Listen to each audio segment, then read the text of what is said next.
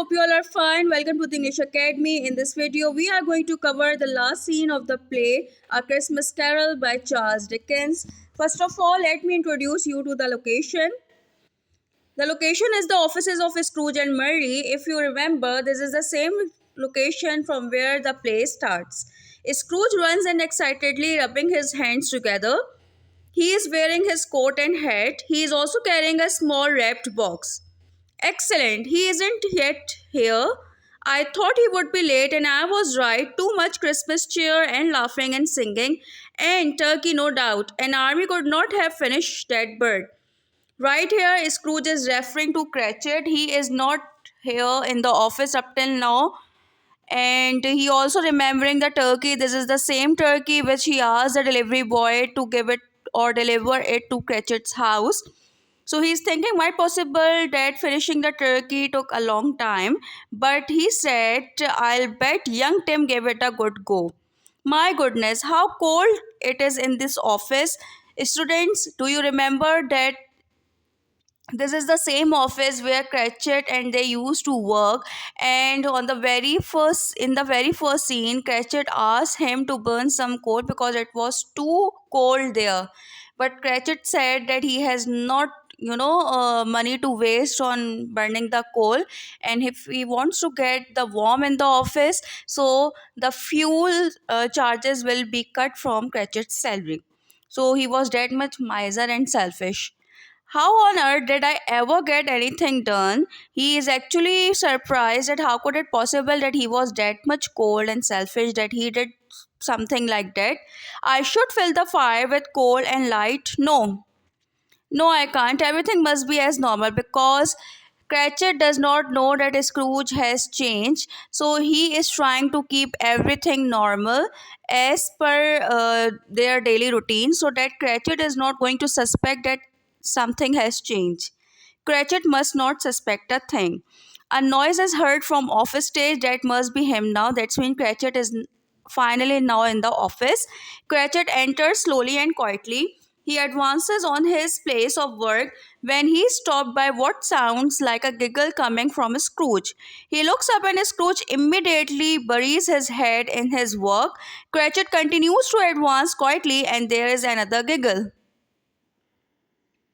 Again, Cratchit stops and looks towards Scrooge before continuing on his walk. Suddenly, Scrooge looks up.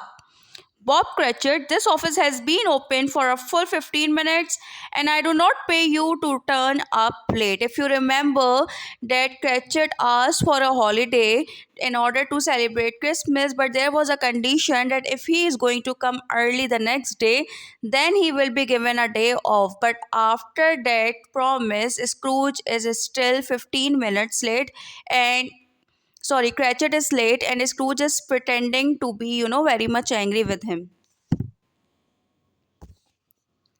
I'm sorry, Mr. Scrooge, it's only once a year. That is a sorry excuse. I'm sorry, sir. I promise that this will never happen again. At least we agree on something, Cratchit. I have just about had it with watching you coming in and day out, listening to your teeth chattering, and looking over at your miserable face. Actually, as I said it before, that Scrooge is pretending to be very much angry. So Cratchit is asking for a sorry and for another chance. But Scrooge said that you promised me something, but you did not fulfill your promise, and I do not want to see you again. Teeth chattering means gossiping in the office. That's mean Cratchit is going to fire him. I'm sorry, Mr. Scrooge. I promise no more teeth chattering. I can do better for you, please. I very much doubt that. Cratchit again is asking for forgiveness for coming late to the office. He is asking for, or you can say, begging for a second chance. But Scrooge saying that he is having doubt on that. Please, Mr. Scrooge, I have a family to support. I am afraid it is no good. The situation has to change. I have made up my mind. You are no longer my clerk. Cratchit drops to his knees, horrified. He looks at Scrooge with his mouth wide open. However, I am not a man without a conscience. I shall pay you your wage for the day if you can carry out a rather simple and remedial task. That's mean Scrooge has finally fired him, terminated him from his previous job, which was of a clerk. But he said that before leaving the job, I have a task for you to do, and if you are agree to do that, I will pay you the salary, or the charges for your work. Yes, yes, Mr. Scrooge, I need the money. You will screw this new sign to the front door of this establishment. It is to replace the old one that currently sits there. Completion of this task will signal the end of your employment in that position. Do you understand? Scrooge asked him to screw a new signboard in the front of the at the front door of the office, and he is supposed to replace it with the old one, and by the end of this task his job will be finished. Yes, sir. Scrooge hands Cratchit the small package which he opens. He takes out of it a brass plaque which he reads. His mouth drops again and he slowly rises. He is in shock. Plaque means a metal plate, you can say a name plate, in which something was written that made Cratchit extremely astonished, surprised, shocked. I take it that the plaque is to your liking, Cratchit. Scrooge is asking, do you like the plaque? Mr. Scrooge, the plague Bob is to your liking. Scrooge again asks, do you like the plague? Cratchit stands and stares at Scrooge. Why don't you read it? Read it out loud so that I can hear what it sounds like. Scrooge asks him to read aloud so he can also listen that how it is like, means how it likes to hear. Cratchit eventually looks at the plaque again, then back at Scrooge. He looks down and then back at Scrooge, completely stunned. Well, come along, nice and loud, so I can hear what it sounds like. Scrooge and Cratchit associates, working in the living memory of Jacob Marley. I'm afraid I don't quite understand, Mr. Scrooge. Does this mean that I can have my job back? Actually, it was written on the plaque, Scrooge and Cratchit Associates, working in the loving memory of Jacob Marley. Cratchit, after reading the plaque, was too much surprised, and he asked Scrooge that does it mean that he is going to have his old job back? No, Robert, not at all. Robert, Scrooge is saying to Cratchit, you shall have a new job. You are to be my new partner. That's it. Of course, if you accept the new job which Scrooge offers Cratchit is to become his new business partner, but only if Cratchit agrees. Well, Cratchit passes out and Scrooge jumps up in surprise. Actually, Cratchit went unconscious, fainted. Robert, Bob, good Lord, are you all right? Cratchit, wake up, I have killed him. Scrooge was very much, worried because Cratchit was fainted and he was trying to wake him up again to get back his senses. Scrooge kneels down and checks Cratchit's pulse. Oh, thank God, he is still breathing. Cider. Where is that cider? Scrooge runs and grabs a dusty bottle of cider as Cratchit groans. Sit up, Bob, here, drink this. Cratchit takes one small sip from the bottle and looks at Scrooge. As he focuses on him, he pauses before returning to the bottle and taking another large gulp. Steady, Bob, calm down. I would like for you to be my partner.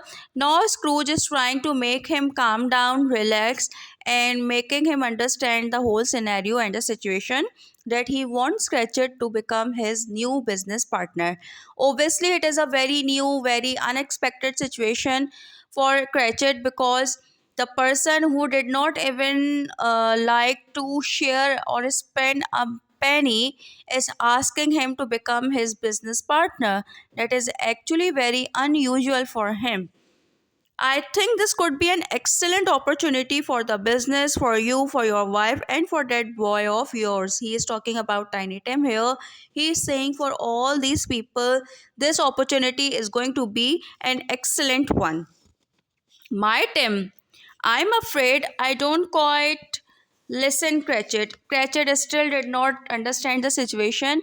Now, finally, Scrooge is trying to make him understand what's actually happened. I spent Christmas with Fred yesterday. He is now talking about all the happenings that occurred the last night of the Christmas. My, what a wonderful Christmas we had, the best I remember in years. Oh, how we laughed, we sang songs, played games, and I'll tell you something, Bob, that Mrs. Winterbottom, after a few drinks, she got rather over enthusiastic with the mistletoe, but we should keep that to ourselves, I think, more cider. Scrooge picks up the cider and passes it to Cratchit before containing. So he was telling that he was having a lot of fun last night at Fred's house where a Christmas party was going on. They sang, they laughed, they played games, they were having drinks together, and Mrs. Winterbottom, she became over enthusiastic. But it was overall such a nice Christmas he had ever spent or celebrated. I chatted to Elizabeth for hours. If you remember, Elizabeth is Fred's wife. What a lovely girl she is. How lucky my nephew is to have a girl like her. She was telling me all about their plans and their work. They are teachers, you know. The profession of Fred and Elizabeth is teacher, which you is teaching, which you need to remember. Oh, that reminds me, I will need your counter signature for a check I am giving to the school. They need a new roof, but I passed that old building this morning and it simply won't do. I have Mr. Copley and Mr. Jones from the council coming in today to have a chat about putting up a new school. Actually, the school where Fred and Elizabeth work, it is very quite old building, and Scrooge wanted to give them a new building to carry on with their school. So he is asking Cratchit for a signature so that the check can be passed and he can give it to Fred and Elizabeth so that they can purchase or buy a new school building. I was thinking about building it up by Green Acres. If you remember, Green Acres is the very beautiful and pleasant place where Cratchit promised Bob Tiny Tim that they will be together there on each Sunday for a walk. So this is the same place which Scrooge likes for Fred and Elizabeth to have a new school over there. Do you know Green Acres, Bob? It's a lovely place. I think a school would be perfect up there. What do you think? Cratchit takes a large swig from the bottle.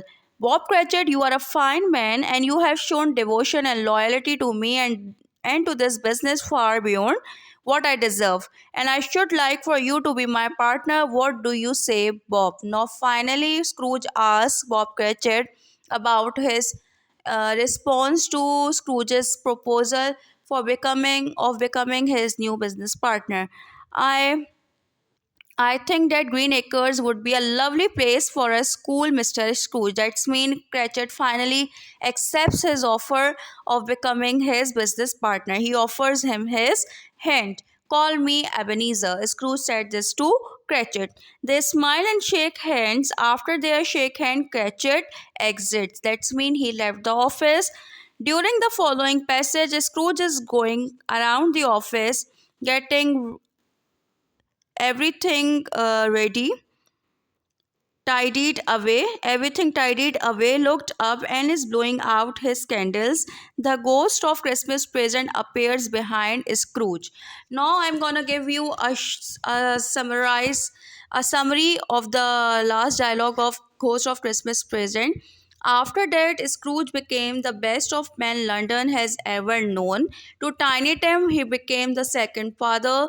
He was the first to be approached by the charity workers, and the charity workers never returned empty handed. If you remember in the very first scene, charity workers were returned with no money, without a single penny, because at that time Scrooge was used to be miser, but now the charity workers, actually Scrooge's house or office is the first place to be approached by the charity workers because they know they are not going to be returned empty handed. To Fred, he was the best uncle, and to Elizabeth as well, and to Cratchit, he was the best business partner.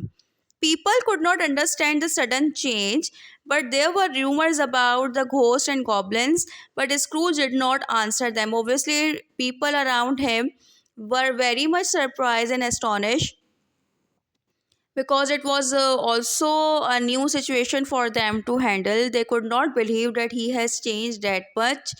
So they somehow came to know about the spirits, rumors about ghosts and goblins, but Scrooge did not acknowledge them any as such news, right? He did not answer them. Anyone who knew him knew the truth, and as Tim said, God bless us, God bless everyone. By the end of this dialogue, we are done with the last scene of the play A Christmas Carol by Charles Dickens. The explanation of Act 1 and Act 2, including all the scenes, is available on my channel. If you want to get the explanation of the other scenes, you need to visit them. You need to visit the channel, watch the videos, and if still you are having any query regarding it, you can ask me in comment section. Till the next video, take care, bye bye.